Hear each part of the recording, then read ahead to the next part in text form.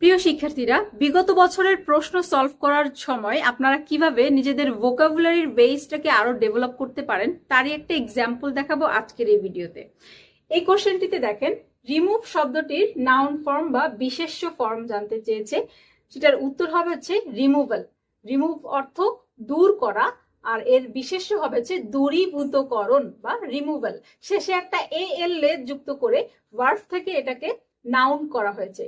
ঠিক এইরকম আরো কিছু এক্সাম্পল যদি আপনি প্র্যাকটিস করেন, যেমন প্রপোজ বা প্রস্তাব করা, এটা থেকে নাউন হয়েছে প্রপোজাল, প্রস্তাবনা।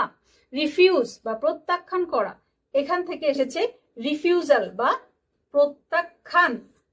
অ্যাপ্রুভ, এটা একটা ভার্ব, অ্যাপ্রুভ অর্থ অনুমোদন করা, এটা থেকে নাউন হয়েছে অ্যাপ্রুভাল বা অনুমোদন। অ্যারাইভ অর্থাৎ পৌঁছানো, ভার্ব, এখান থেকে নাউন হয়েছে অ্যারাইভাল বা আগমন। ঠিক এইভাবে আরো কিছু শব্দ যেটা পরিচিত বা কমন, আপনি যদি প্র্যাকটিস করে নেন তাহলে কিন্তু আপনি আরো কিছু এই সেম টাইপের ওয়ার্ড শিখলেন এবং আপনার মনে থাকার সম্ভাবনাও কিন্তু বেড়ে যাবে এবং আপনার ভোকাবুলারি বেসটাও দিন দিন আরো ডেভেলপ করবে। ধন্যবাদ।